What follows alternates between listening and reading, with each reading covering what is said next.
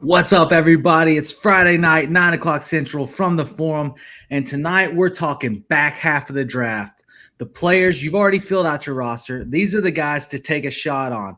The people that aren't going to be roster cloggers, but they can actually affect your season, maybe even win you your league. So hope you're ready for a good one. We got a good one for you.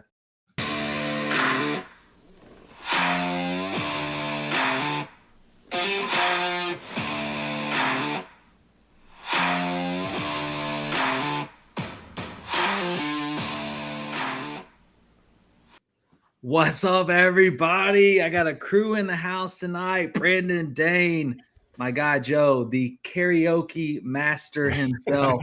Always cutting up, always a good time. Guys, how we doing? How you enjoying this preseason football? Dane, you were talking about one right before we came on the show. What's been your highlight of preseason thus far?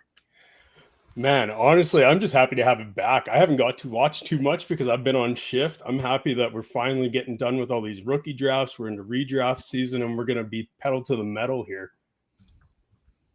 Awesome. Brendan, anything like that's really popped for you this preseason?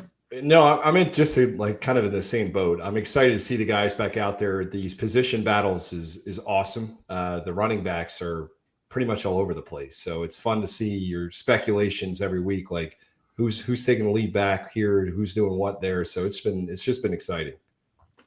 Awesome. Well, I know that I've seen some awesome stuff, some players I'm excited about. Obviously got to hype up my guy out of Arkansas. He's got a touchdown every preseason game almost so far. Getting drafted down there by the Lions. You got to get the jersey, man. You got to get it on the wall, dude. I'm gonna have to do it. I'm excited. So, anyways, tonight, look, everybody's drafting. We're in the middle of draft season. I know my home league redraft happens next weekend. Before the season starts, it's going to be, it's always an experience. People passed out on the floor afterwards. My wife comes, she got to get the broom to get everybody out of the house, after. Now, it's absolute good time. But in that, we are preparing, and it feels like the home leagues, we're in a lot of leagues, but it feels like the home leagues matter the most. It's like the guys that you want to punch in the mouth every single season and make sure they know who's boss. Well, anyways, in your home leagues, you win in the second half of the league.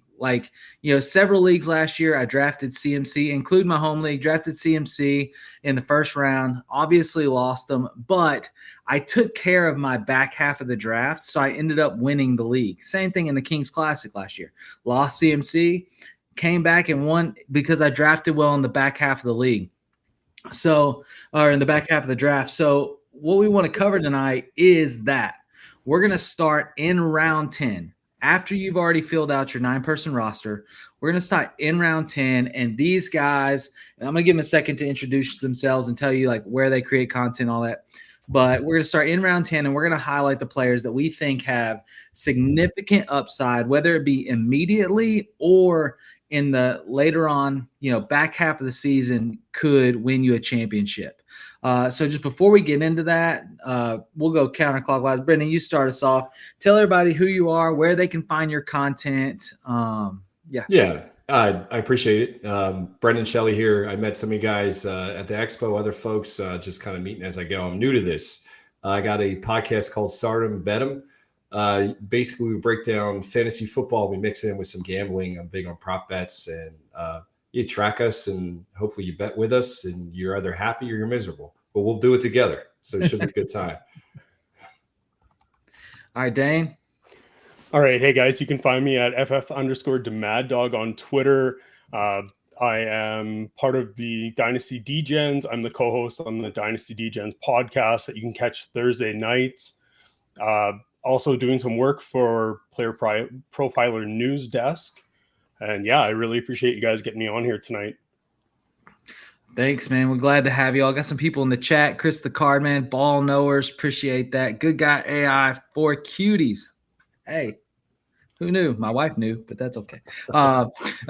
Rest in peace, Brian Robinson from Mad Scientist.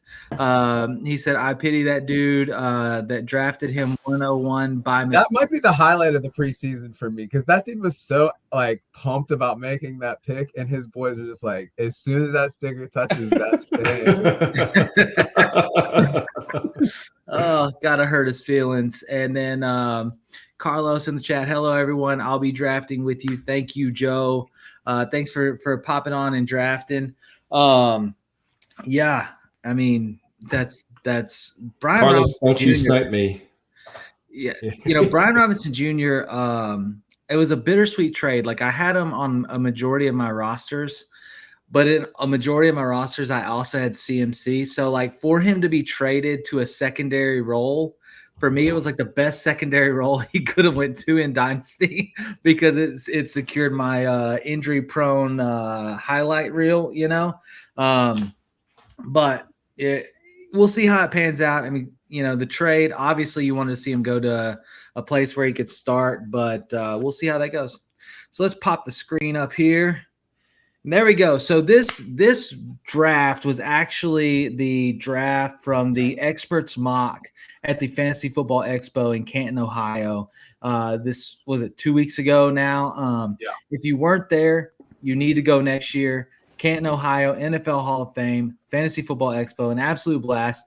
So every one of these teams was drafted by an expert, whether it be somebody like Andy Behrens or, somebody that, Doug Orth, that works for like a major site, writes for a major site.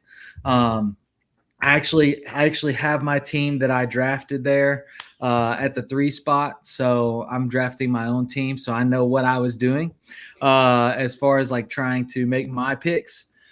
But anyway, so we're going to get this thing kicked off.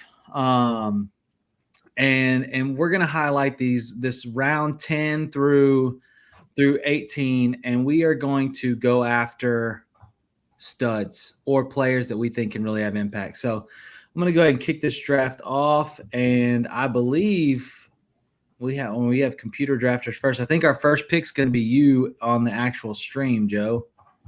No, I'm back at the back end. I know. You're right. We're starting in the back. In the back. Let's see what happens. It's going to be a party. I didn't realize I can't read. So that makes sense. So Brian's on the clock. I don't think he'll be here, but the obvious pick for me right now would have been Zach Charbonnet. Yeah. I mean, you're looking at potentially a 50-50 timeshare if you heard the news this week. So as we're moving here, the person that I'm going to be looking at right now is probably going to be a receiver. The one player that really sticks out to me right now, that you are getting a chance at a potential wide receiver 1 tied to an elite quarterback. Oh, they did it. They did it. Bill Crosby Barrett, man. The hype is too real. And let me tell you, Austin Eckler is going to be that guy in the offense. People are getting too chubbed up about the rookie thing. I don't see it happening. But the guy for me right now is Keon Coleman. If you're telling me like, hey, who's the wide receiver 1 for the Buffalo Bills? You don't really know. I am a Keon Coleman hater, but I love the opportunity to get a wide receiver 1 there at cost. So that's going to be my pick for that. That's a good pick. I thought actually we were coming back around my way too, and I had Keon Coleman as my first guy too. If you can get a legit wide receiver 1, which it sounds like he might be that guy, him or Josh Palmer. Either way, you're in a good spot. So and there was a lot of knocks on him, like his first year with like inability to separate this and that. But all the camp reports have been that he's been great. Shakir's hurt. Dalton Kincaid's kind of losing that confidence. So yeah. Give me those back shoulder fades every day. That's all I'm seeing, those highlight reels. I love it. And, I agree with you too. I think Zach Charbonnet and Keon Coleman were right there up for me. I think another player kind of sitting at the top of the board that is an easy click for me here is going to end up being Tucker Kraft. I know I have David Njoku on this team, but we saw last year that Green Bay doesn't really have an alpha wide receiver. They went and drafted Matthew Golden. We don't know how he's going to jive with Jordan Love quite yet. And we saw what Tucker Kraft could do. He was a big red zone target. He's got yak ability. I just think that that's a really safe pick. No, I like it. He's one of those players that it's like he may not get 100 targets, but because of that yak ability, like you said, like it doesn't take him a lot of touches to be effective. That's right. And I went with a safe pick. A lot of people are hating on Michael Pittman. He is the team captain. He still is their number one wide receiver. Josh Downs might be the better wide receiver, but I think Pittman, now that Daniel Jones is a starting quarterback, he actually will get more targets and more receptions. Brendan, so I feel welcome to the fan club. Me and Goyati are big Michael Pittman. Dude, I don't know why people hate on him. He was 39th in PFF. I understand that. His separation is not great. But he knows where to go. Yeah, right. Exactly. Yes, exactly. Yeah, so I'm a big Pittman fan. When he's healthy, I'm excited for him this season. Now that Daniel Jones is starting. Otherwise, you just got to pray he can catch it at his feet if Anthony Richardson's in there or 20 yards above his head. So I love seeing, a lot of the people that were left, like your big names that were left, your Jaden Higgins, Zach Charbonnet, these are big players, Keon Coleman that we're looking at, Michael Pittman in the season. And so we're starting to really hit that, the talent gap in the next few rounds of like major profile players. So in this draft, I've already secured a top level tight end, but I just can't stop drinking the Kool-Aid that maybe this year, like, it could be different. And are you Kyle Pittsing right now? I am Kyle Pittsing. Oh, baby. Yes. Hey, here's my favorite Kyle Pitts stat, right? So every year that he's been in the league, his touchdowns have increased by 1. Oop, this is it. Then he's going up 1 more. So he should increase his touchdown output by at least 1.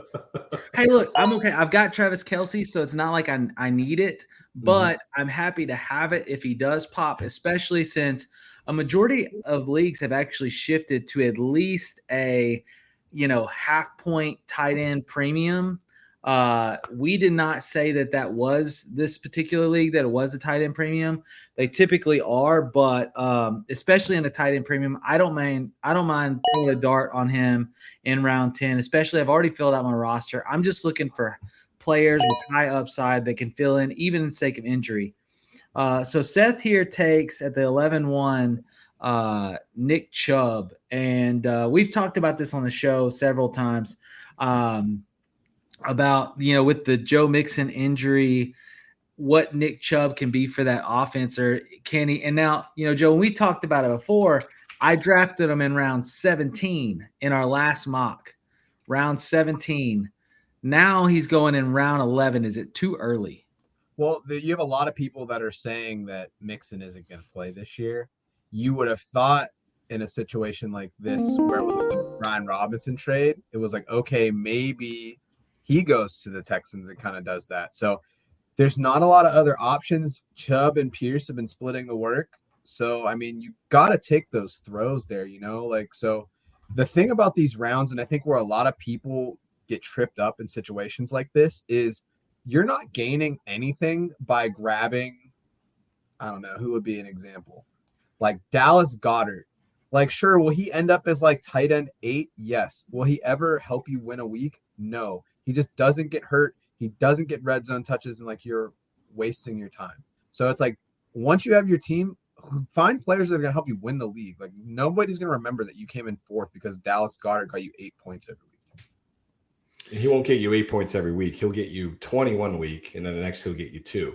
I'm from Philly, so I know this very well. He breaks my heart continuously. And I love that we're talking about Chubb here. I think honestly, I think Tootin there it was more of a dynasty pick. I know, Seth, you're a big dynasty guy. If you're listening to this, I would love to talk to you about why you went Tootin there. Obviously, Bigsby, we got a crowded backfield. ETN, hopefully he's on his way out to help my Bigsby shares, but I know Tootin's didn't get involved this offseason. I'm just curious why you're taking him in the 10th. I think you could have sat on that. What's his ADP anyway? I'm just curious on that one. All the Jacksonville players have been going really in the same range. I'll pull it up on ESPN because it's so, like, I feel like Sleepers lags exceptionally. Yeah. Well, I'm just going to say this. I hate this next pick that I'm going to make, but I like to stash running backs just in case, and we're getting really, really thin at the position. So I'm going to take One-Eye Jack and just there you go. Put Najee back there on the bench. One-Eye Jack. Yep. That's disgusting. I love it. I can't believe that you just said that. All right. Nobody taught him how to shoot fireworks. Let's go to my queue here. And I'm still hurting in the wide receiver position. But I see that I'm going to go with Braylon Allen here. I'm going to stick with the running back theme. They get the running back one there. So just a point of information on Bashal Tootin, currently ADP on ESPN PPR redraft 169. Okay. So Seth likes it. I can't hate on that. You go after the players you like. So I think Tootin might as well. He literally could take the starting role there in Jacksonville. We all know that. So, yeah, I think so. And we're kind of in the range now where you're going and taking your guy. Like, I think this could be a ceiling play, right? We've seen that Tootin has the burst for days. He is a good pass catching back. Oh, yeah. You know, he might suffer from a little bit of fumbleitis, but if you're looking for a ceiling play, I don't see what's wrong in this range of going and getting your guy. No, I agree. Obviously, he's high on him. I like it a lot. If he starts, it's a home run. That's a steal. Yeah, and speaking of a ceiling play, I'm going to go to this. I've been reviewing this roster since I picked it this morning. I'm really comfortable with my wide receivers. I have Bucky Irving kind of as my hero RB. I do like the Caleb Johnson pick. So I'm going to go and I'm actually going to fill in my QB2 role because I think, again, this is a massive ceiling play. And I think Drake May in the 11th Thank God. is going to be a play that he could be sitting in my starting lineup over Baker Mayfield. Ooh, there's another home run hitter there with Blue. Yeah. So speaking of quarterbacks that I feel that are being drafted exceptionally low, my pick here, and since I have time, I'll just pick it now. So my guy this year is Justin Fields, QB6 for me in redraft. When he plays, he puts up production. If you look at last year, first 5 weeks, he was QB6. His last full season, he played QB. He was QB6. He had a stretch in 2024 where he was QB3 for the first 5 weeks. And then the last 8 or 9 weeks after he came back from an injury, he was QB13. People are like, oh, well, what if the Jets are bad? The Jets want to be bad. Next year's a great quarterback class. They're not going to put in Tyrod Taylor to like help them get to 7-9. They know they're going nowhere. If Fields does ball out, they found their guy. If he doesn't, then they're getting their guy next year. He is not a great real life quarterback in my opinion, but he's great for fantasy. I am willing to take him like in the 8th or the 9th. I know that I have Purdy on this roster, but it doesn't really mean a lot to me. So I'm just going to go and get Fields, who I would be comfortable starting every week. I love it. I am very, very high on Justin Fields. If you guys ever do get a chance to listen to my content, me and my co-host, we go back and forth about him like for whole episodes. So I'm extremely high on him. I love what he brings to the field. He's great for gambling. If you guys like prop bets, he's wonderful. He really is. So he's always underestimated. If he stays healthy, it's a home run, man. Has he got a name or is he like a secret? Oh, who's that? My co-host? Yeah. Or are we talking about Justin Fields? I'm talking about Justin Fields. My co-host is Dan. You can follow him on D Ambrose 04. That's him. He's just he's my spreadsheet guy. He's got all the spreadsheets and he's the freaking the sheets. I love it. So I'm the color commentary, I guess, and he's the number guy. Balance it well. So I know that the correct answer as far as like what you should do is you wait till the last 2 rounds. But when you have like crazy people that refuse to draft bench spots until they fill out their whole team, like is there a point where you guys would take a kicker or a defense not in the last 2 rounds? No, I'm streaming that. I mean, unless it's like years ago, you're talking like the 2001 Ravens or something like that, or somebody that's going to just rack in points. I don't think it's worth it. So Keenan Allen goes before Trey Harris. Woody Marks goes, Dylan Sampson, Jake Ferguson, and Joe, you're back on the clock. Man, Woody at 12. What a pick. Woody at 12 is wild. But I mean, if you don't believe in Chubb, right? You don't believe in Dameon Pierce, who else is there? Yeah, fair point. So who you taking right here, Joe? I tweeted this out today. I cannot stop drafting this guy. I'm drafting him in best ball. I'm drafting him in redraft. I will trade for him in dynasty, although it probably won't happen. My pick here, Rachaad White. Rachaad White was PPR he was player 22. He was a top 5 guy the year before. People just have this idea because at the end of the season that Bucky White got like all this work. He saw all this work in the playoffs that he's going to maintain that throughout the season. I don't see it. We already have injuries at the offensive line position for the Tampa Bay Buccaneers. They're short pass catchers because of all the injuries that they have. So what's going to happen? Rachaad White gets dump offs. It's not easy. It's not sexy, but he has standalone value. And if something does happen to Bucky, then you could have a league winner on your hands. We know that he's not efficient, but he's competent enough that they feel comfortable with him. So in the 12th round, I feel really great about that pick. Get a little love in the chat, Bucky White. Yeah. What was it? 2 years removed, Bucky. I keep saying, now I'm saying Bucky White. What have I done? What have I done? Rachaad White, 2 years ago, Rachaad White, I think it was top 10 running back, wasn't he? I mean, he fell off the face of the year. Yeah, but his efficiency was just trash. Absolutely. So you put on paper, they knew that, but the volume's there. So he's definitely going to be a beneficiary of Bucky Irving getting hurt, if anything. That's where I see that pick working out really well for you. And the lesson of the day here, kids, don't drink and draft. I just need to not get sniped in the next 4 picks. That's all. Oh, dude, it's a lock. You're going to get sniped. Ray Davis just won. I love Ray Davis. About it right now, there's no way that you'll get sniped, right? Love the Ray Davis pick. Me too. I think Ray Davis snatches some tutties this year. Oh yeah. What did he get? 6 last year, right? On the ground, or 8? I don't know how he probably pounded a bunch. I think he had more in the air because he had a couple screens that he housed, and it was like kind of insane where it was like you weren't expecting anything from the play. But 2024, let's see. So he had 3 touchdowns on the ground, 3 in the air. Yeah. Okay, 6 total. Yeah, that's a good steal then. I like that pick. Yeah, he had that massive catch against the Broncos in the playoffs too. That was a big Josh Allen scramble, and that kind of was the last nail in the coffin for my Broncos. I like the Broncos a lot this year. Yeah, I'm happy for you. Oh, Gordon, there it is. There it is. That's it. All right. Look, you gotta love it. Everybody was really high on the Jalen Wright train, and he's looked mundane. And Ollie Gordon, despite his slow 40 time and everything else, has actually looked a bit electric. So, Dane, I don't think it's a bad pick, man. No, I hate you, Dane. We This saw isn't the even injury. real. This is like a mock draft. We saw an injury to Madison. He brings a different element. We have the injury to Devon Chain right now. So why not ride that wave that is Ollie Gordon in the preseason? Like you said, he looks electric. So I'm going to take a shot there. You know what's crazy about Ollie Gordon too is that his breakout season when he had that big year at Oklahoma State, he was 19. Like you talk about like early breakouts from like a collegiate perspective, like yeah, they struggled a lot last year. He didn't look like himself, but like going into the season, hey, we have this deep running back class. It was like Ollie Gordon was the headliner for that class. Cedric Tillman, absolutely. Yeah. And then in 2024, he looked like he, had a case of quiet quitting where he didn't like the scheme. There was something going on there. Like it looked like it fell apart, and you saw his stock fall. He turned 21 at Oklahoma State. That's what happened.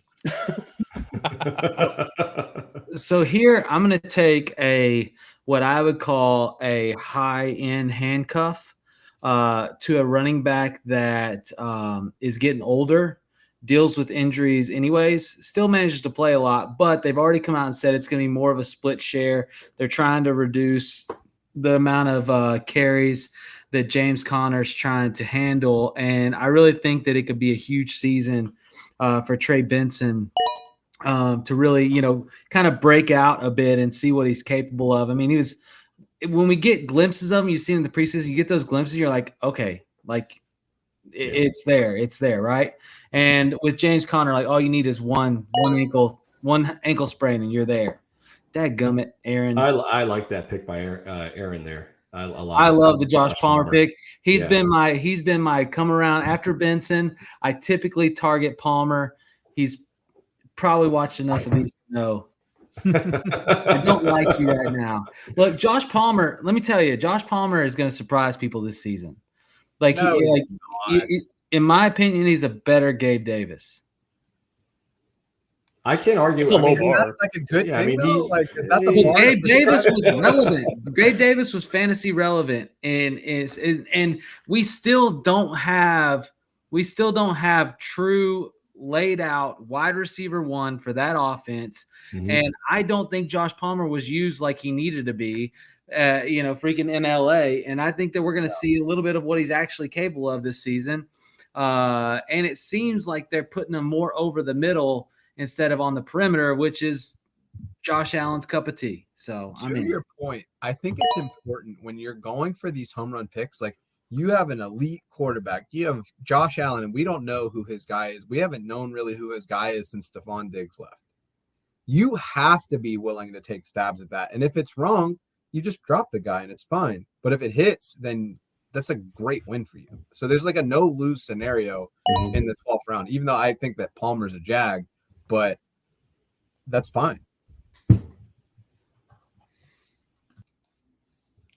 All right, coming back around, we got Romeo Dobbs going at 13-1 after J.J. McCarthy. I love McCarthy there, by the way. That's talk about going for those home runs. I like Drake May, obviously, but I'm more excited for J.J. McCarthy than Drake May. I really am. I think he's just got the offense he's walking into and what Kevin O'Connell's been able to do with these quarterbacks, like off the street. I'm excited, man. It's going to be cool to watch. I just need the Kevin O'Connell downfall so that, like, he can coach. Like, I just think he's such a great coach. He is. Like, it's just unbelievable. Like, he's so good.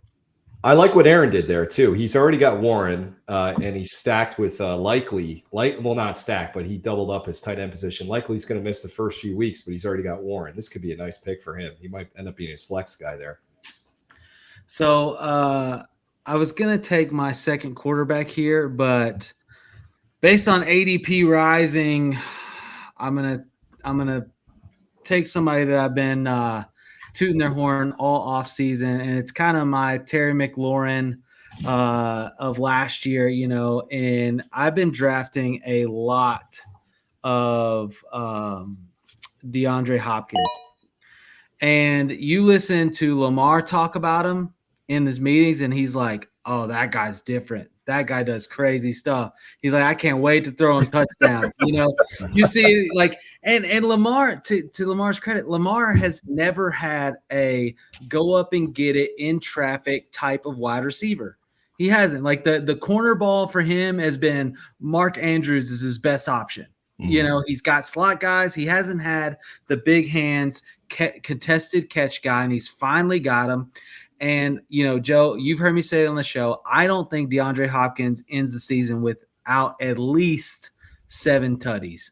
You know what's funny about Mark Andrews is that everybody says that Mark Andrews had that car accident last year. Actually, that car had a Mark Andrews accident. That's a big dude. And if that is your best, like, that is your best red zone target, like, yeah, that's a clear upgrade. Like, DeAndre Hopkins, like, say what you want. His efficiency, like, ratings were good last year if you look at the stats. So, yeah, I like it a lot. But, Brendan, you're on the clock, man. What are you thinking? Yeah, I'm going with Tajay. I was waiting for it. I'm not thrilled with the injury issues going on, but I didn't give up on Tajay yet. I still have they said anything about, like, when he's expected to be back? I'm expecting like 4 weeks. I really am. It sounds like a soft tissue injury. Was that what it's coming out as? So so I'm thinking 4 weeks. I got enough running backs here. I think Braylon Allen was really helpful for me to get out there on the field. So I feel okay with Tajay to have him on my bench. Maybe trade him when he starts hitting the field.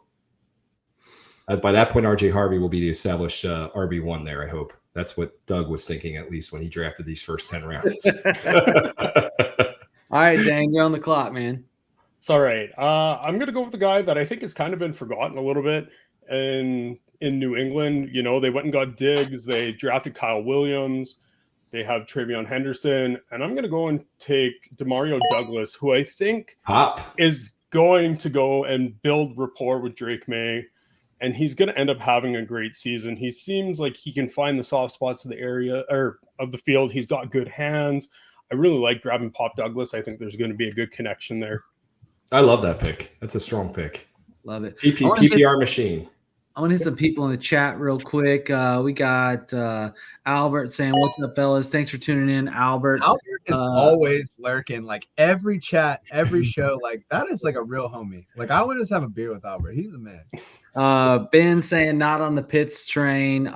Lots of people aren't on the Pitts train, which is why you get them in round 10 or 11. Carlos, I was expecting Ollie Gordon to 1 to 2 rounds later. Look, the preseason changes narratives. In that last game, man, he looked a lot better than Jalen Wright. So that naturally the ADP changes, and you've got to watch the shift in the market, right? And if you're still thinking that you're getting them where you were getting them 2 weeks ago, it ain't happening. So make sure you're tuning in. That's one thing, like people say, oh, I don't watch preseason, right? I'm not watching the preseason.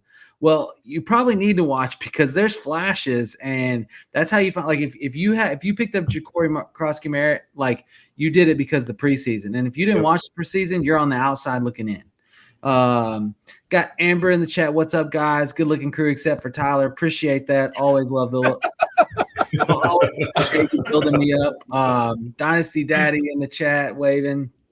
Crispy said Spears in round 13 might be as good as round 10. JC. All right, Crispy. Thank you.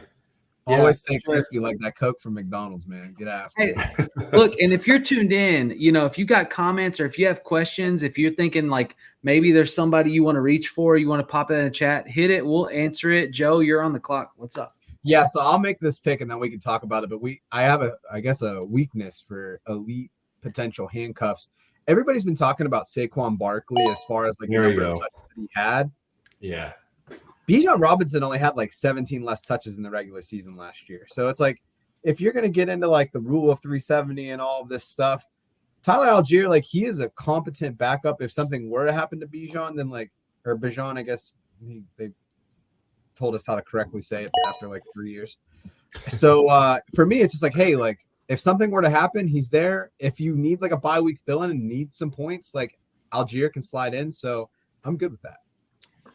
Hey, with Algier, too, you guys might have to talk to your boy, Coach Retzloff, because he's been hoping that Parsons goes to Atlanta and Algier goes and is the starting running back for the Cowboys. Wow, Coach. I think that's a lot of shares, right? That's going on in night school. I had the same thought about Rachaad White going to Dallas.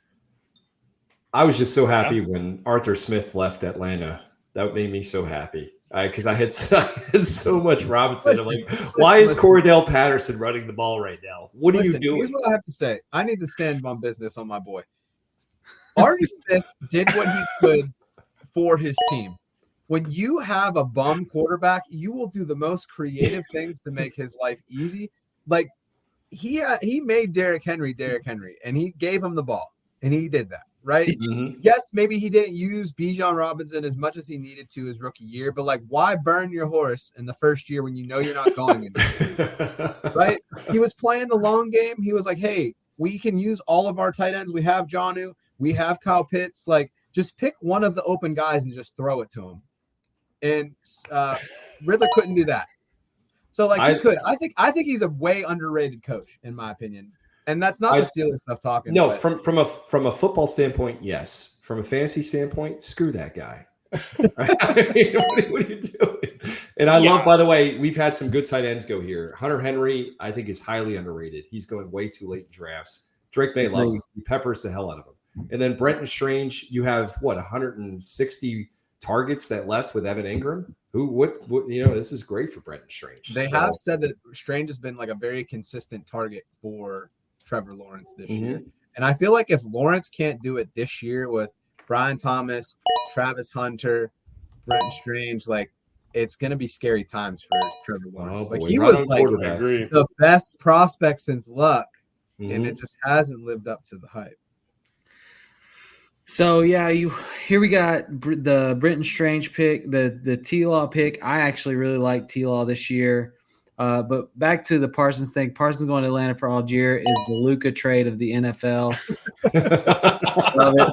Steinberg, good evening, fellas. Brent's in the chat. What's up, Brent? Let's go. BHS Cartillo can be top 12 this season under Cohen. It's a good point. It's possible Cohen can bring Baker into top tier relevance. I don't know why he can't do it with a big arm like T-Law. And I'm excited for T-Law. It's the first time that I think he's really had a coach that, was a bit more proven on that offensive side of the ball. Like everybody else were like you got fired from your previous job, so we're going to hire you here in Jacksonville. Coaches. Man, come on. you get fired, so like, but you're okay. Let's hire. It's like the Cowboys with McCarthy. I don't know what they were thinking. Joe, you're on the clock. Yeah, so there was some news this week. We had a major trade out of Denver. So Vele goes from the Broncos to the Saints. Not really sure how I feel about that because the Saints have no quarterback. even though there's a couple that they're trying. I just think that they're all bad. But there is a lot of opportunity in Denver. We saw a good opportunity from Bo Nix last year. They've added Evan Ingram. We have Cortland Sutton. I'm going to take a stab at one of the 2 Denver wide receivers. Pat Bryant's been looking really good out of camp, so I'm going to pick him. But I also think that Troy Franklin, second-year player, could also be really good. So I think if you can get either one of those 2 Denver wide receivers, I think you're in a good spot. I'm going to take Pat Bryant here, mostly on vibes. I don't really know how to split the 2, but I want to take a piece at an offense that I think is elite with Sean Payton. I like it. I think you probably could have sat on Pat Bryant, though, to be frank. Yeah, that's fine. I would have taken him with my next pick. I don't want to mess with it. Oh, there you go. Never mind. He would have gotten. So you sniped me. Yeah. I think that Bailey trade has to be like compensation for the Sean Payton trade, right? That's the only way that makes sense, because the Saints shouldn't be moving a 4th and a 7th to go and get Bailey. Look, I don't know about you guys. I still have 3 to go before I get to my pick, and I'm getting sniped all over the place. Deontay Gordon, great pick. Could be, in my opinion, wide receiver 1. And Joe, I know that's blasphemy for you because you're a Jacoby Myers truther. Yeah, respect Jacoby Myers. You know what? Judge Jody's coming back. Gordon is the only real outside receiver that they have, and I'm really excited about that. And then the Pat Bryant pick, and then my guy Isaac Tesla here at round 14. I referenced him earlier. Obviously, some people watch the show and they're trying to hurt my feelings. But yeah, so I like your pick there, Dane. Torrey Horton. Yeah, so Torrey Horton, there's really not much going on in Seattle besides JSN. Kubiak has came in and he's kind of shown that they're going to run the ball at will. And Torrey Horton, by all reports, he's beaten out Valdez Scantling for the wide receiver 2 right now. So that's a guy that I'm going to take a shot on. I was talking with one of my buddies, Jared, he's big into the analytics too, another freak in the sheets. And he shows me his career yards per route run, the college dominator rating, the breakout age. It's something that I'm going to take a dart throw in these rounds, definitely. You're right on. I'm up now. I'm looking at my team. I definitely need more wide receiver help. I don't see any that yell at me.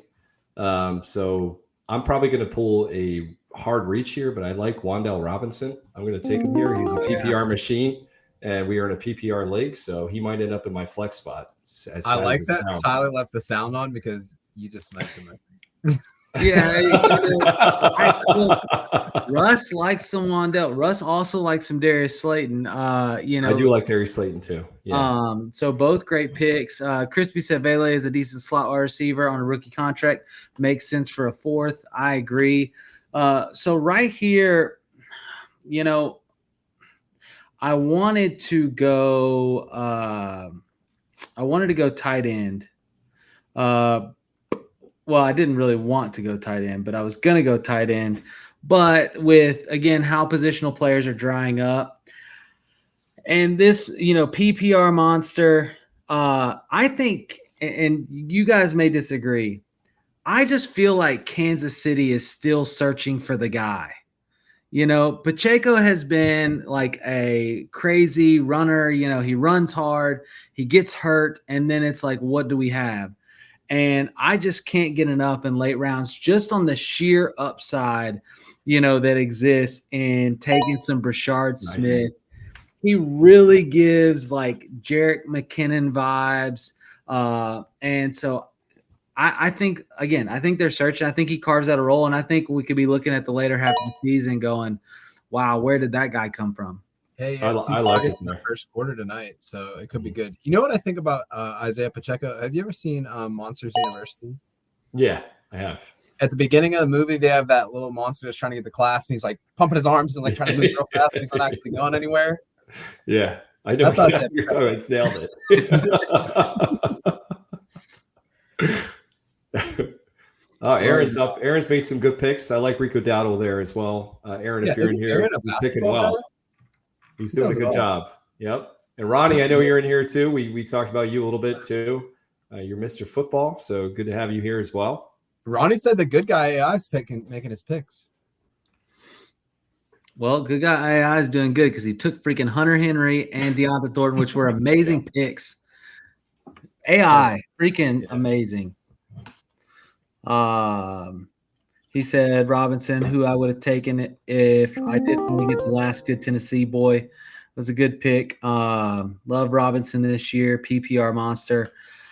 These are not my friends. I didn't hire them to come on this show and comment. I swear to God. No, it's okay. It doesn't hurt my feelings. Actually, you guys are my friends now. Thank you. Mine are a little hurt. I'm not gonna lie. It was that late night poker game.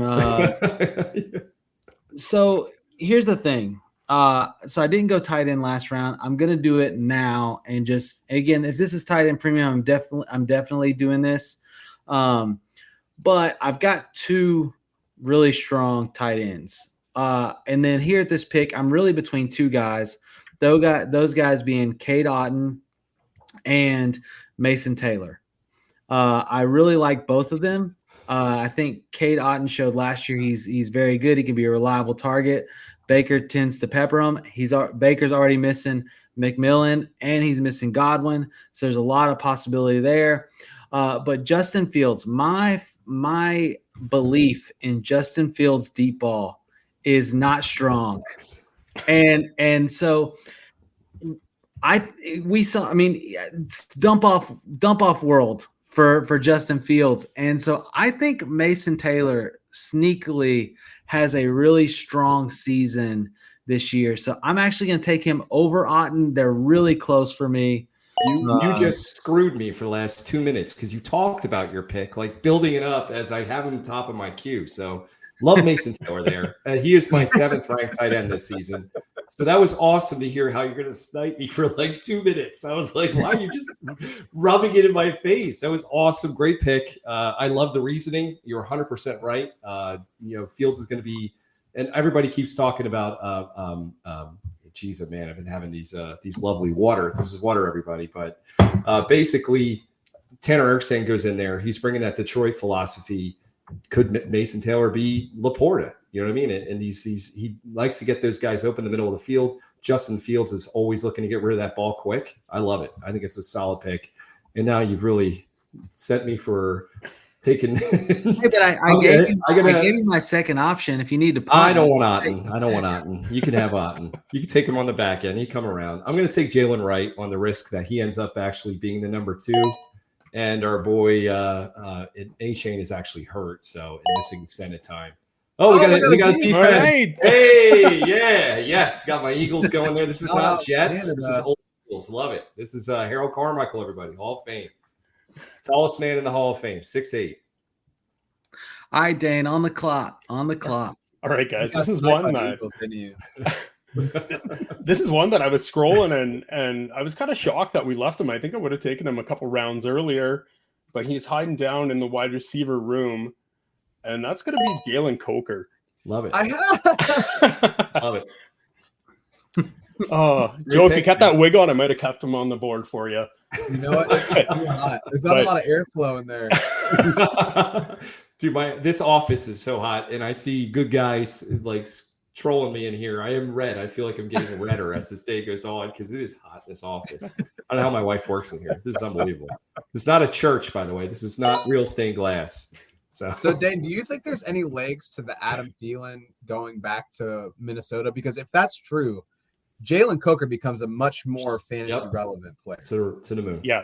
I don't think it'll necessarily be Minnesota, even though there is quite a bit of smoke around those rumors. But I do think Thielen moves. I think that the Panthers are in a situation where they want to let some of these young guys get some reps. Canales kind of wants to have his guys and build the team the way he wants. So I could see Adam Thielen definitely moving out of the Panthers organization. Very cool. All right. So this team did not have a lot of running backs that I inherited. I had CMC and then Travis Etienne, and that's how we started our night. So I got to at least put some more darts out there. Somebody that I like a lot, Taj Brooks in Cincinnati. They already got rid of Zach Moss, so the opportunity is there. We talk about Rashad White, where it was like, hey, like he wasn't necessarily an efficient player. Hold on, I'm gonna sneeze. Sorry, excuse me. Love that. There's like two like terrible sneezing scenarios. One when you're driving, and two like when you're on a podcast. You gotta love it. But yeah, Taj Brooks immediately becomes an RB2. He hasn't stood out in preseason per se, but he's on a high-powered offense. So if something were to happen to Chase Brown, I'm all over the place with names tonight. Then you kind of take that dart throw. So for me, 15th round, why not get after it? Nice, love that pick. Yeah, me too. Solid. I like Kyle Williams there too. Who knows? That's a good pick at that point. You know, Kyle Williams' ADP has dropped significantly. I mean, he's going around 10, 11. Well, he's been banged up, right? Because he hasn't really had a lot of preseason action. Who's our better vision in here? That's Brett. That's Brett. It's a bold move, Cotton. Let's see if it pays off. You went with Ben Sano. I love Zach Ertz. I'm a huge Zach Ertz fan. Ben is not. Am I missing something? Is he with the first team now? Well, the thing is that if you he's more talented, Zach Ertz, you become a great tight end. That's facts. Right? Yep. So it's just a matter of when. Oh, I love the Jalen Milroe pick there. No, Brett has some really good stuff. I think what we didn't talk about was Will Shipley. If you are somebody that's like, hey, like Saquon, I'm fading Saquon, you have to be taking Will Shipley. And if you're good, like then you should be taking Saquon in the top 6 picks. I love Will Shipley as well. I had him in my queue for a little bit. Obviously, being from Philly, we had for years, Kenneth Gainwell coming out of the backfield catching balls, and I think Will Shipley's going to be in that role. I'm excited to see him. He played some good snaps last year. Ronnie stole my keys. Now he steals my running back pick. We've got beef. I'm so upset right now. I'm so mad that I'm taking. I don't even know what to do. I'm so hurt. But Giddens is going to be the backup running back in Indianapolis. Jonathan Taylor. What was interesting about Jonathan Taylor? He like never missed a game in his whole life until he played for the Colts. Yeah, and he's been kind of like hobbled the last few years. They're not going to have Anthony Richardson, so if Giddens does get the opportunity, you lose kind of like that rushing upside, even though they do have Vanilla Vic. But yeah, Giddens is somebody that I really like. He was somebody I targeted a lot in dynasty drafts. Yeah, it's solid. Man, this is really throwing me for a loop. You know what I'm going to do? Screw the running back thing. We were just talking about it with Dane with the Coker pick. Xavier Legette, he also could become a second wide receiver for the Carolina Panthers. I don't know if I have a lot of faith, but it's round 16. Let's just chuck it up and hope for something good.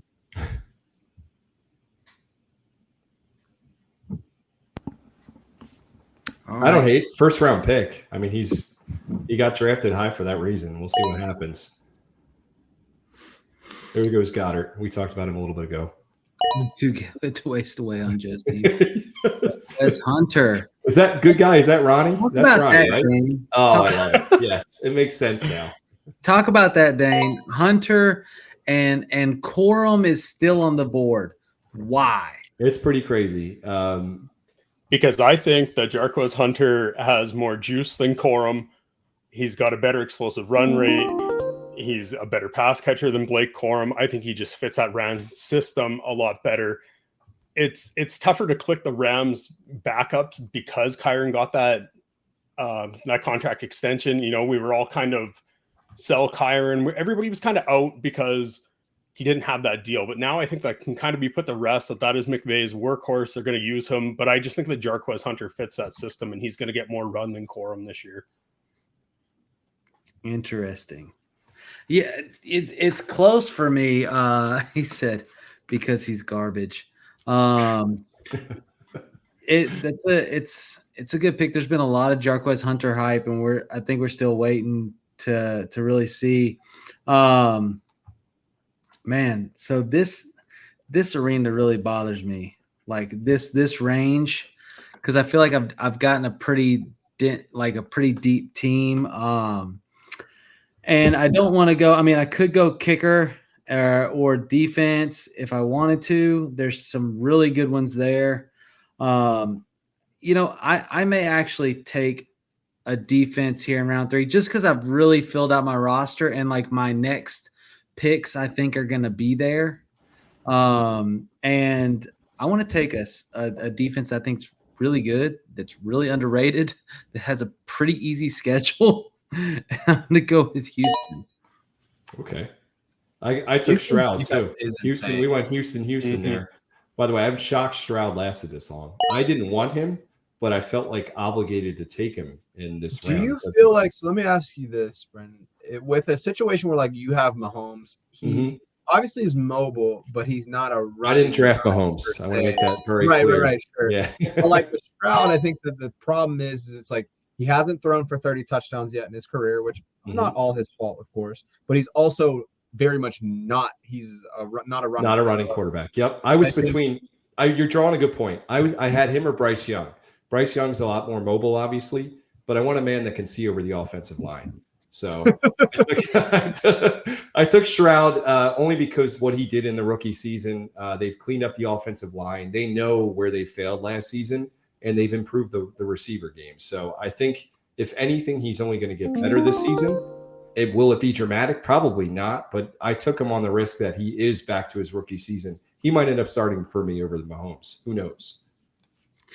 Getting some love and to see wild that Ward went two picks. Wild that Ward went. No, you're right. You were struggling to read it because it didn't make sense. Yeah.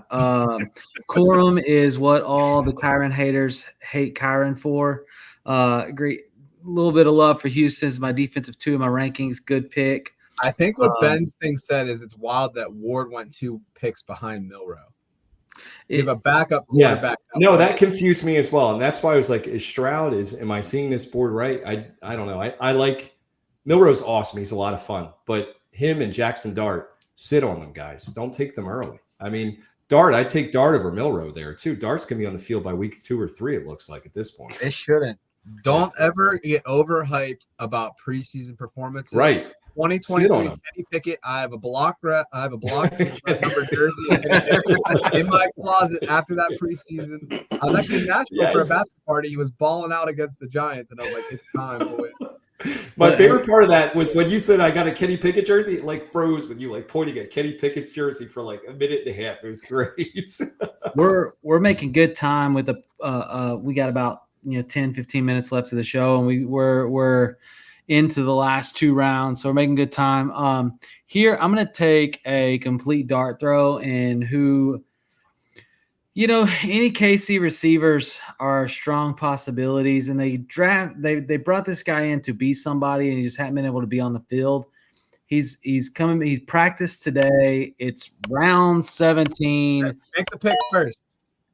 I'm going to just take a long shot, and I mean a long shot. Like, we're around 17. Like, this is like no man's land. Shoulda, coulda, woulda, maybes. And, Hollywood Brown, when I look, has potential to actually have a role immediately, as long as he's on the field. And if not, I'll drop him and get somebody else. We're talking about around 17. What a fall from grace for him, right? Like, he was it's crazy. Premier really guy for the Ravens. He had the injuries in Arizona, and now he's like a wide receiver 4, 3 for the Chiefs. Like, it's crazy how fast that can change in the NFL. I don't think he's wide receiver 3. I think I think that's the narrative because he hasn't got on the field yet. I don't think that they look at him as like, hey, this is wide receiver 3. I think he's an automatic start, wide receiver 1 or 2 in that offense as long as he's healthy. Yeah, and it's back to me. I agree with you. He has that wide position locked down, for sure when he gets back on the field. I'm going with Zach Ertz here. I talked about him earlier. I think he's Jaden Daniels' security blanket. I don't care what his age is. The man's he's a freak athlete, and he knows how to get open. He just is a savvy route runner. You know what makes the tight end good? When they just can like sit in the pocket. They find a pocket and they just sit there. Yep. All right, Dane, Miles Sanders. There it is. Colonel Sanders, the chicken man. Did Javonte already go? Where'd he go? Javonte went way earlier. He went in round 9. Okay. Jaden Blue went in round 11. We're in round 17. We're taking Miles Sanders. Yep. It's an ambiguous backfield. You don't know what's going to happen there, so why not take a shot in 17? Because if Miles Sanders is nothing, you drop him and you're finding something else, right? Yeah, same thought process with Hollywood, right? Like, it's something great. I like what Ronnie. The takeaway of the show, right? Where it's like you can you can have guys that do nothing on your bench, but if there's a guy that's going to score 8 points every week like that you never put into your starting lineups, what's the point? Yeah. At this point in the draft, you're really trying to say, hey, if things break right, I want to have the lottery ticket before it gets to waivers, because either I'm in a stupid league that doesn't do fab, or I got too excited because I am a slut for waivers and used my fab already. Yeah. So you want to beat the game if you can. Mm-hmm. I like what we talked about Jackson Dart quickly, and it looks like Ronnie's going down a pretty good road there. I love the content, Ronnie. I'm with you. That's why I said sit on Milrose, sit on Dart. Don't take them in your drafts early. I can't learn disagree from with Anthony this. Richardson. Yeah. Give them time to develop. Yes. That's right. This one's interesting what he wrote here. I thought Dabble was brought there to resurrect Daniel Jones, in my opinion, actually. So I think that's what they were hoping for him to kind of give some of that Josh Allen vibe to him. So I think Dabble actually went there because of that. So I do disagree with you on that, Ronnie, but I like what you're saying about Dart. I'll make my pick first. It's real quick. I love Raheem Mostert there, by the way. Fire pick. The thing is if you are fading Saquon, you need to evaluate how you feel about Ashton Genty, because he also had over 400 touches. Hell, a lot of There carries. is the argument of, hey, he was done playing football in November, December. He's had more time to recover. He's younger, all this stuff. But must start Mostert. Yes. No. So I want to touch on the funny thing here. So Brandon Aubrey goes the first kicker, 4 rounds. Next kicker, Jake Bates. Jake Bates is an Arkansas Razorback. Keep going. Next kicker, Cam Little, also an Arkansas Razorback. No, I'm a diehard Razorback fan if you watch the show. But cool thought. So Cam Little is probably one of the most underrated kickers in fantasy football, or in football period, prior to him kicking a 70-yarder in the preseason. Yeah, when did Arkansas become kicker you? Look, the crazy thing is, so if you actually know, I mean, I know because I'm a Razorback fan, I follow Cam Little. Cam Little has never in high school, in college, or in the NFL missed an extra point. It's not even a skill. He has been, but they miss him. People miss him. He's been automatic, all preseason. I think it's a crazy pick. It's weird talking about kickers on a live stream, but he's sneaky, and I've gotten him in most times I pick again at 18-10, like 3 rounds till the end, and I've gotten him there. This is again, Ben taking a punch. Oh man, my boy got sniped, Tyler. Y'all laughed me off the stage a couple weeks ago about Tyler Luke. And there he goes. Yeah, fourth pick. So you got 4 kickers, and you got let's see here. Matt Science says, we said rookie Bijan was going to get all the work, but Algier was flex worthy.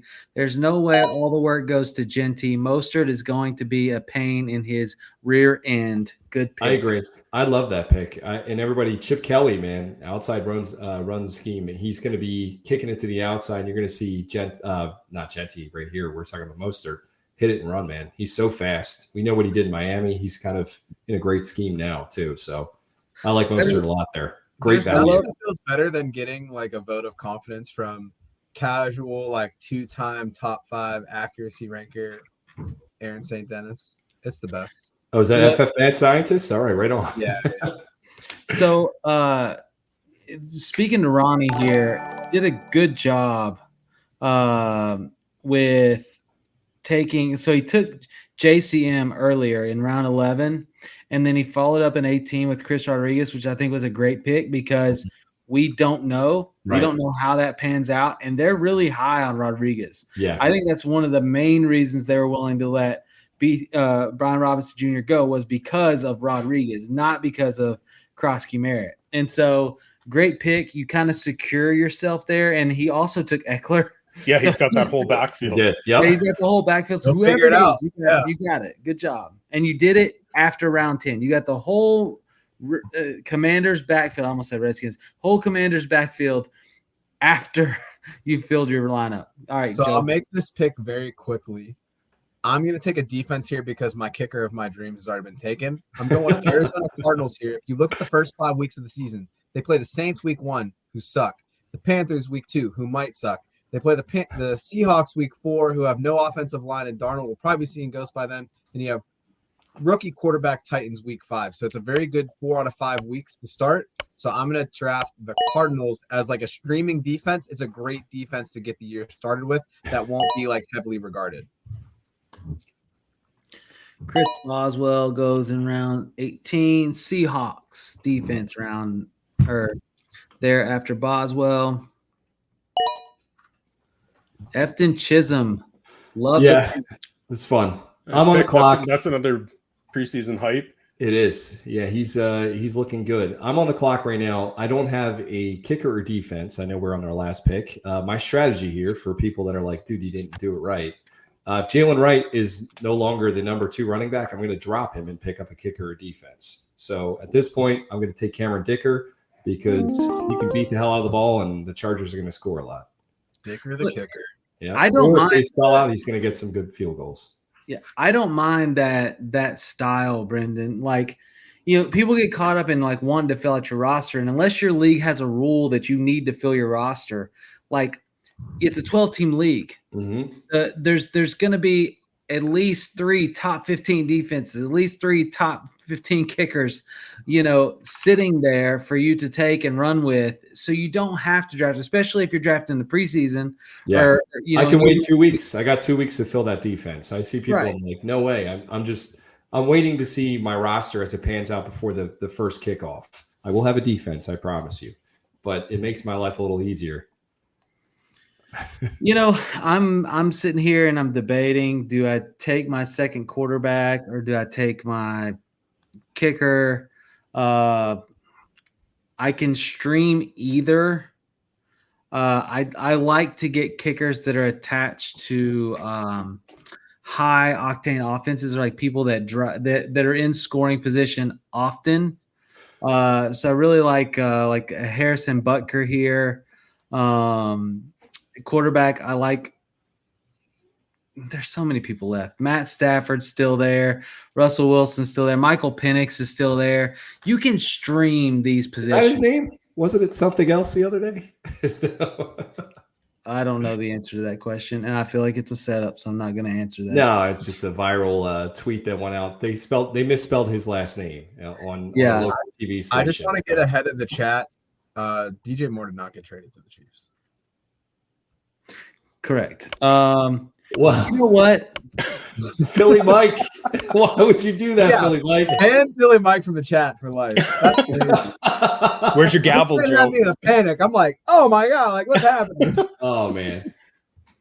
I just took a shot. I'm gonna probably drop and get a kicker, but I like Daniel Jones won the starting job, and his main connection all throughout camp, all throughout has been Adonai Mitchell. And so, on the shot that connection continues or they continue to roll with him, it's worth a grab.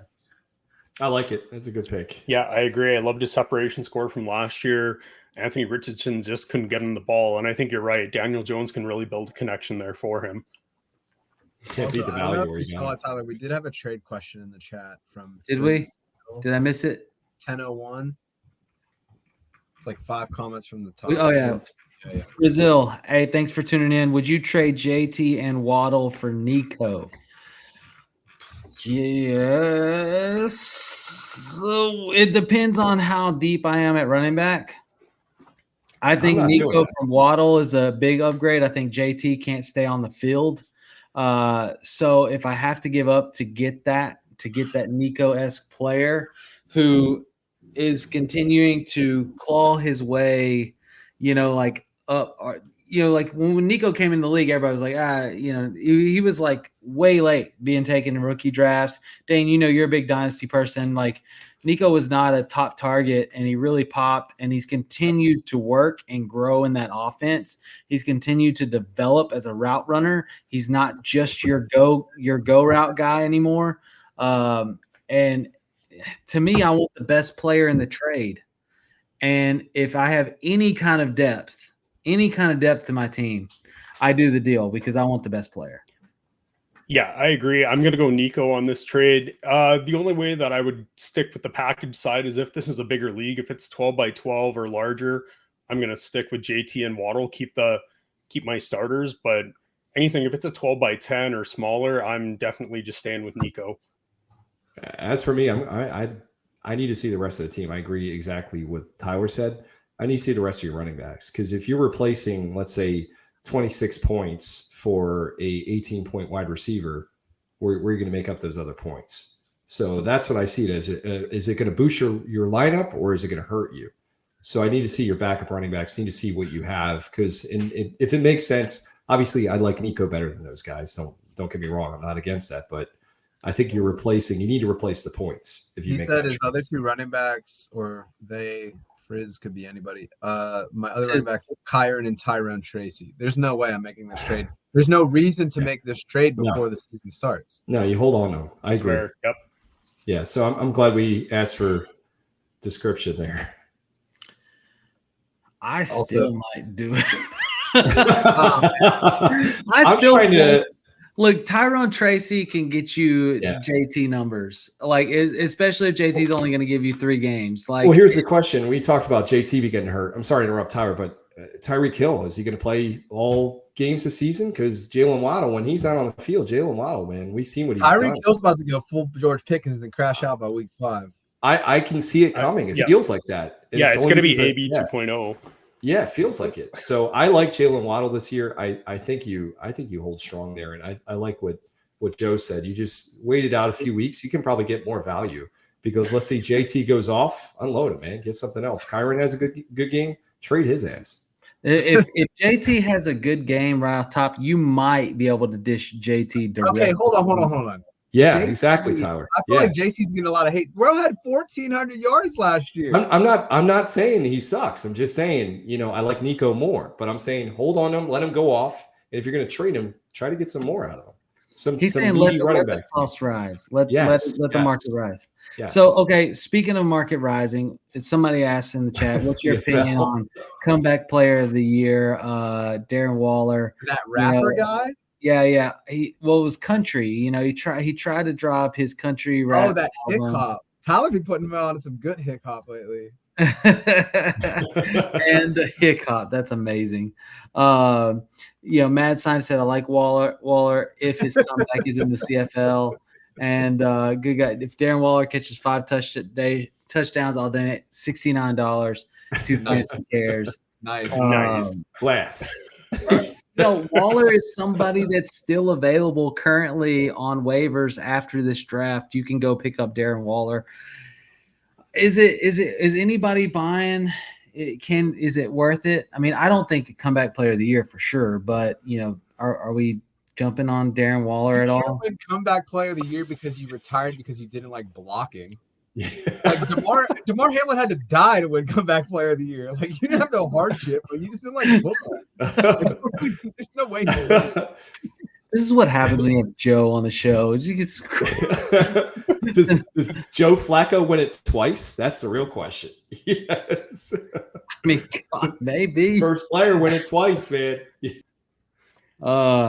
He said, can you put his music on the screen while you discuss? No, we cannot. That will be a copyright, and our video will no longer be able to be monetized. I do have my karaoke. Does anybody Joe can spit it. I guarantee you Joe can spit it. I see this man rap live. Yes, he can spit it. Joe, go. Yeah, I actually have never listened. Tyler, lay down the beat right now. I've never heard the song. This is a good time for me to say that we are 10 minutes past the hour, 10 minutes past the end of showtime. Look, thank you guys for tuning in. Going through these teams real quick. I'm just gonna throw them up on the screen so everybody can see, and I'll work my way over. You got. Of course, click yours. Look, no, it's just there. So you got here team 1. You guys can decide if you like it or not. I like it. It is my team. But I will digress. Brendan, great my job. It's hummus. It's hummus. Like you like it. It's meh. It's hummus. You know what I mean? You don't go out of your way to go buy hummus unless I'm getting that tatted after this show. It's hummus. You know what I mean? Yeah. It's all right. You must have been talking about your roster. Yes, I was. No, I'm talking about my roster. I like your roster. I'm talking about mine. Look, at least you got CD, and Yeah. hopefully Jonathan Taylor runs for another 1,400 yards so that you have a good running back. Kenneth Walker stays healthy. That'll be my championship right there. You're going to be dependent on RJ Harvey and Jordan Mason. Yeah, but Trey McBride the third is money. So I love me some Trey. That's true. That's true. I love me some Trey McBride. Money. Let's see. Dane there. You got some solid wide receivers in the beginning. Let me ask you you're judging them on players that they had nothing to do with. I know. No, I really like the back half. I think you did a great job of filling in, especially since, and I want to ask real quick, Higgins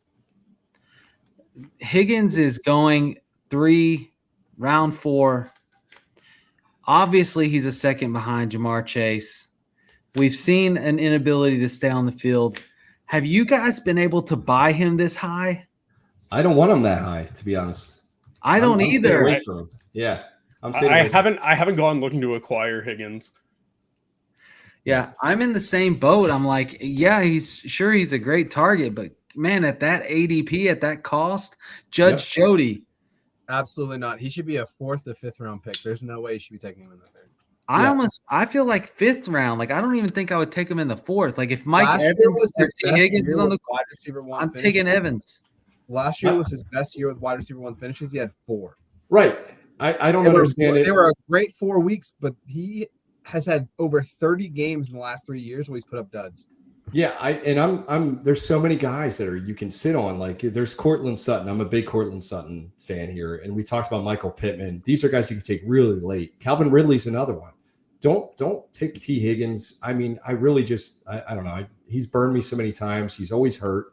I like Tipson as kind of like a sneaky, like, after the draft's done, you pick this guy up and he can actually get on your field. Their wide receiver, basically like number 4 right now. Tinsley. I said Tipson. I'm so sorry. Stanley Tinsley is going to be a name that we're going to mention this season because I'm telling you, T. Higgins is going to go down and somebody else is going to have to get on the field. And Tinsley's looked awesome this preseason. I'm buying into the hype. He looks legit. So that's my random. You wanted random people. That's the most random guy I got on my list. Got a question in the chat. Might be a dumb question. Javonte or Kroski in redraft?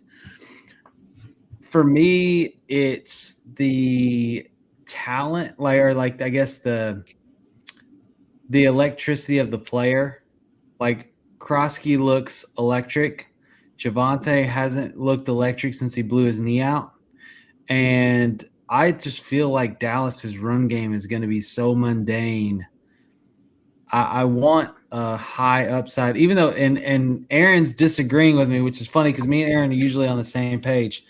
He said Javonte all day. Kroski isn't even good, was awful in college. I agree with the maple syrup man. Javonte's a starter. Kroski is still the 3rd string guy. Is he? Yes. B-Rob just got shipped out. Eckler is going to be the starter.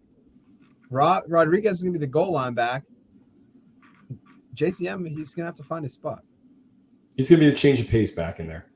I think that as well. I like Javonte. I just don't. I need to see that he's fully healthy. I still feel like he's not. He's I lost don't like that really step. either one. He can catch. He's a heck of a 3rd down back these days. He had 56 catches last year, I think. So I mean, you got a guy that you can pepper the ball with, and Dak does that. So there's an opportunity to catch a lot of balls out of the backfield. That's the only reason I would go Javonte there. Kroski was great the year he actually played. Sell JCM before people realize he's a flex at best. Look, here's the thing. He said Javonte will be an RB2. We'll see. I don't hate that call. I don't think it's out of the box of possibility. If I draft Kroski, I'm not drafting him for the first half of the season. Like Eckler and Rodriguez's ability to hold up and then his electric play, I think that's what makes Kroski or Bill, should I say, a potential grab is what's possible for him in the second half of the season. Because I do agree, I don't think it starts out with him as just RB1. So, really depends on what you believe health-wise for the rest of those. It's a 14-team league, so this will be one of my early bench picks. Oh, did we miss a – let's see here. No. That was a continuation. That was the question. Because that was 14. the Javonte JCM pick. It's a 14 league play. Oh, okay. So does that change how you feel about the two guys, knowing that like 14, like you run out of people that you know are on a team. Like you pick guys that are like not like Amari Cooper gets drafted in a 14 team league. Like, yeah. I mean, we'll see. It's one of those we see. Go your gut.